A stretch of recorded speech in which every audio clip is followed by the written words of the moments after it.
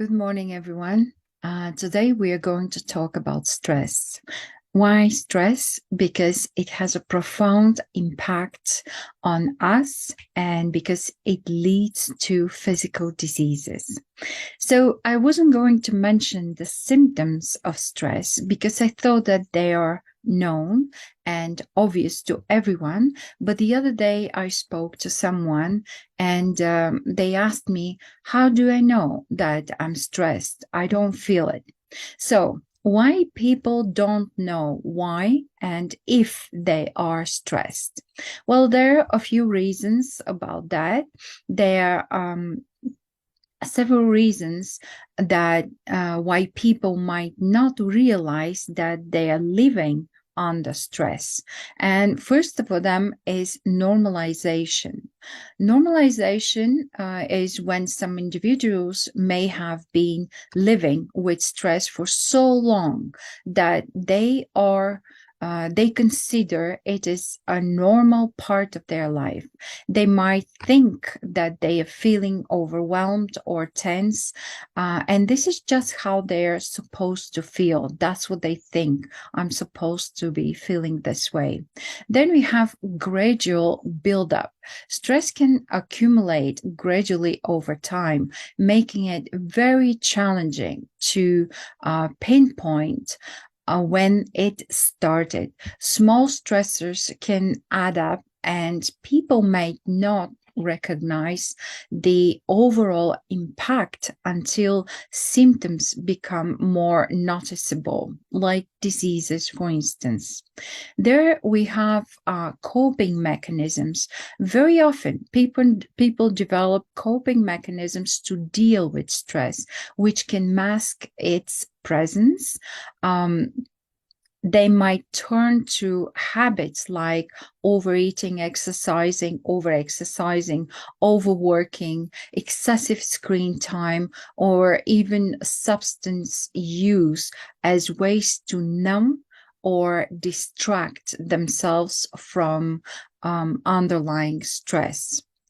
Another one is denial. Some individuals may deny or downplay their stress because they feel ashamed or believe that admitting to stress is a sign of weakness. Then we have a familiarity. When stress becomes a familiar state, people might not realize how it's affecting them. They might not recognize the changes in their behavior, their mood, or physical health because they have become accustomed to those feelings. Some physical signs are posture, body form, the skin, very often. High functioning. What is a high functioning? Some people are able to function reasonably well even under significant stress. They might continue to meet their responsibilities and obligations, leading them to believe that everything is fine. Then we have something which is called lack of awareness. Stress-related symptoms can be subtle and easily attributed to other factors. For example, fatigue or difficulty concentrating might be attributed to a busy lifestyle rather than underlying stress. Then we have stigma. In some cultures or communities, admitting to stress or seeking help for mental health concerns can be stigmatized, leading individuals to avoid acknowledging their own stress. One such culture is the German. Germans have to be strong, stoic, perfect, and always reliable, but never stressed and never weak. So then we have fear of consequences. Some people avoid recognizing their stress because they fear the potential consequences of addressing it. This could involve changes in their routines, seeking help, or facing uncomfortable emotions. I went through a period as such in my life when I was scared to change anything in my life because I thought I will lose my basic income. And that was very, very scary. Then we have a mind body connection. Stress can manifest as physical symptoms, such as headaches, digestive issues. Very, very often, that's what I see with my clients, or muscle tension. The muscles, they just contract during the stressed event. And when they contract very, very often due to stress, they don't come back to the lengthening phase of their movement. Um, People might seek treatment for those physical symptoms without realizing that they are related to stress. And very often the physical treatment doesn't work because the underlying cause of stress is not solved. So let's look at how can you detect stress in your body, in your life at all, which is the sign of stress. Okay, so it is important to note that everyone experiences stress differently, and those symptoms can vary in intensity and in duration. For instance, fatigue, feeling constantly tired or lacking energy even after sleep. Then we have irritability. This is due to stress and becoming easily frustrated, agitated, or short tempered. Then we have difficulty concentrating, finding it hard to focus, make decisions, or remember things. Then we have sleep disturbances, very, very common amongst many, many of us, having trouble falling asleep, staying asleep, or experiencing a restless sleep when you wake up many times or just toss over throughout the night. Then we have muscle tensions, feeling tense, having muscle aches, and experiencing headaches, even. Changes in appetite, overeating, or loss of appetite due to stress. Then you have mood swings, rapid shifts in emotions, including anxiety, sadness, or irritability. Another one is digestive issues. Again, very, very common. Stomach discomfort, indigestion, or changes in bowel habits. As you know, I talk to my clients a lot about their bowels. This is a preferred theme of conversation for me. Increased heart rate is another one. Another sign, feeling your heart racing or pounding. We have also cognitive changes due to stress, racing thoughts, excessive worrying, or difficulty making decisions. Then we have withdrawal. Very often, when people are stressed, they isolating themselves from social interactions or losing interest in activities once they enjoyed. Emotional responses. This is when you feel overwhelmed, anxious, or you experience panic attacks. This is emotional response due to stress. And of course, the stress weakens the immune system. This is when we go through frequent illnesses due to the immune system's response to chronic stress.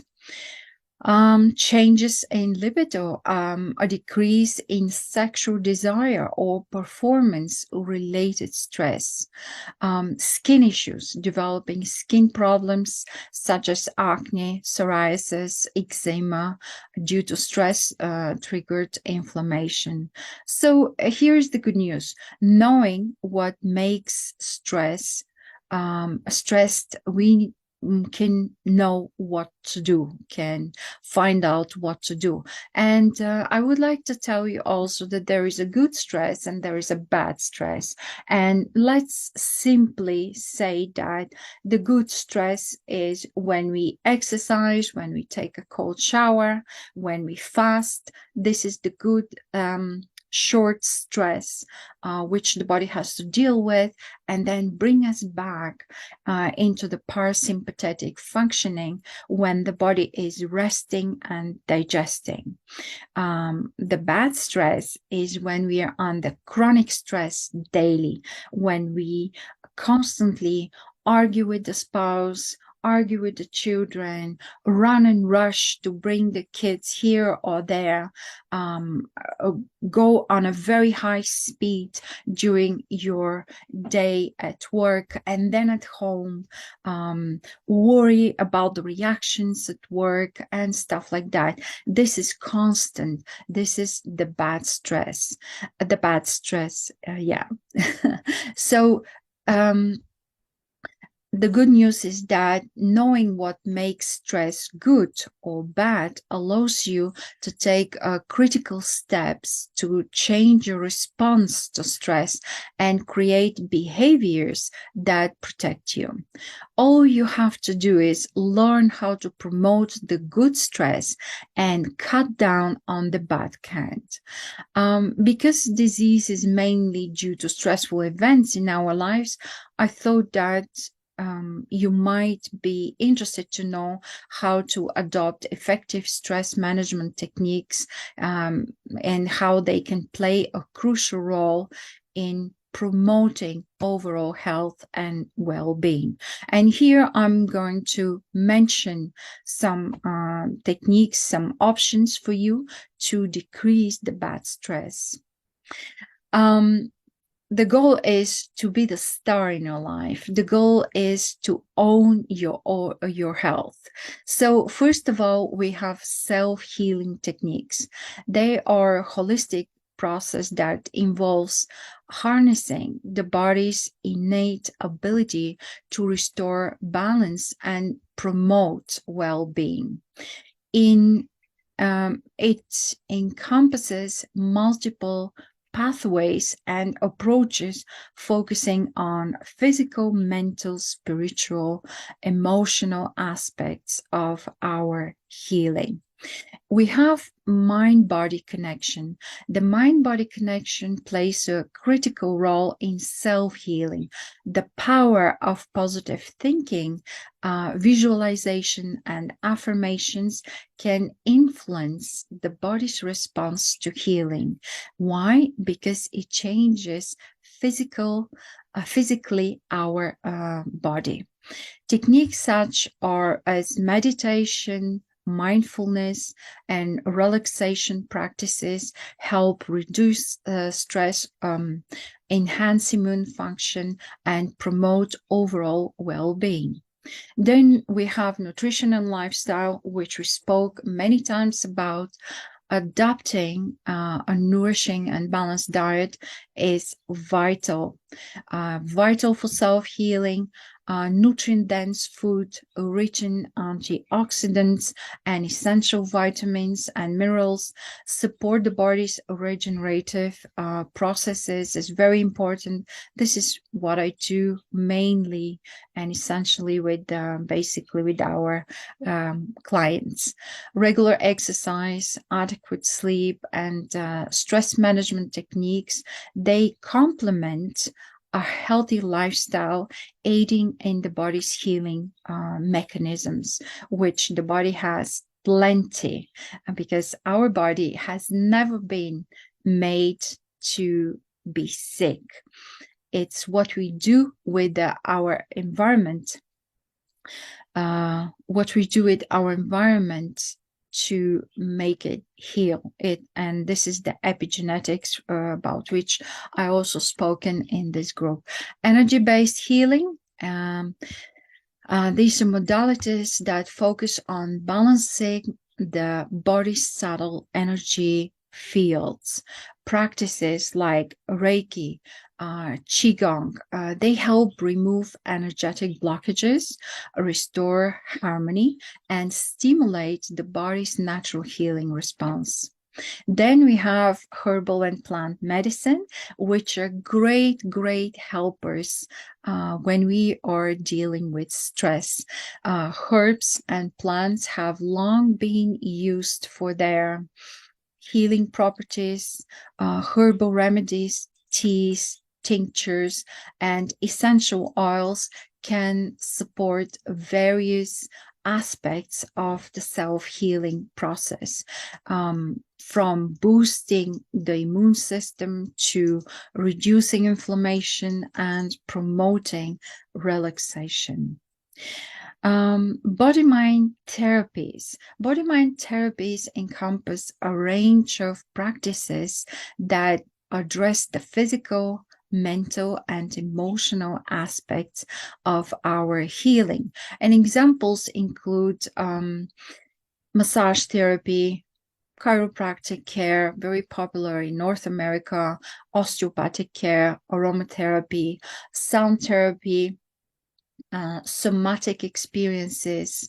These therapies work holistically to restore balance and support overall well-being.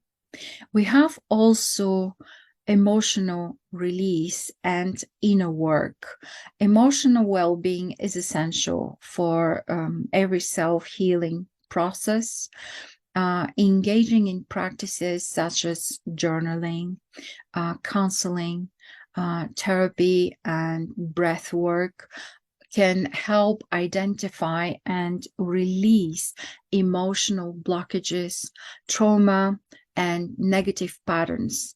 This process allows for greater emotional resilience and supports the overall healing. Also, we have the spiritual connection. Nurturing a sense of spirituality can be a powerful aspect of self-healing. Practices like meditation, prayer, connecting with nature, and engaging in rituals or ceremonies foster a deeper connection to oneself and with the universe. This connection promotes inner peace, purpose, and sense of wholeness. I would like to tell you that while working with people who are in final stages of cancer, and we literally were working with them to prepare them to go to the other world, the most important thing in their lives was what they have done, how they've done it, and also that the community support, the social relationships, the mindfulness of their life, the purpose of their life. Did they live up to their purpose, up to who they were? So this work on ourselves is very important. Not only relieves stress, but it brings a great happiness, joy, and satisfaction from being alive, from who we are, what we're doing on this planet. And then, of course, we have the community and support. Again, at the end of life, people very often think about their relationship with others, about what they've done to others, what have been done to them, how they handle difficult situations, how they brought joy to other people's life. The healing journey is often enhanced through connection and support from others. Engaging with supportive communities, joining support groups, or seeking guidance from mentors or coaches can provide encouragement, inspiration, and guidance to the path of self-healing.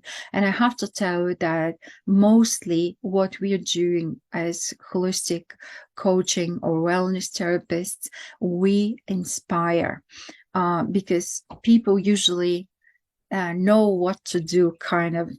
The information is everywhere nowadays, and you can make your own plan if you're very well connected to your body and research. You know what you need to do, but you need somebody to inspire you into action. We don't do the job for you. We do the job with you, but we also inspire you for you to do the job. And in conclusion, I would like to say that self-healing is a comprehensive process that involves integrating various pathways to achieve balance in life, to achieve well-being, and personal transformation, which is very important because it also helps the others to self-heal, to get on the path of the right path of their life, of who they are, to be inspired to do things, to do good things for themselves and the others. By embracing practices that address physical, mental, emotional, spiritual dimensions of healing, we can tap into our inherent capacity to restore and nurture our overall health and vitality. So look into the stress very seriously, do journaling, find out what are the stressful elements in your life and try to balance. Now you know what is a good stress, what is a bad stress, how it shows up into your body, how you can cover it if you mask it, if you are not aware. It's not a conscious thing you do, that you are stressed. And then knowing all this, you know the practices which I mentioned here, the practices you can do in order to balance the good and the bad stress. I know we're not going to get rid of the bad stress. That's the life is built up and organized around us. We cannot isolate ourselves from excuse me, society, from people, from our community, and the stress, the bad stress will be there, but knowing how to master it is extremely important, because otherwise we get sick, which is not what we want. We want a joyful, happy, healthy life in order to live our purpose, in order to achieve our dreams, in order to be able to make others happy, to help them, to inspire them. And that's what life is about. I hope you found some interesting and helpful things in this lecture. And if you have any questions, please comment below, question, and I'll get back to you, or just ask your questions below in the comments. Thank you. Join our Healthy and Community Facebook group. If you have any questions, please free to comment below. Don't forget to follow and subscribe for more.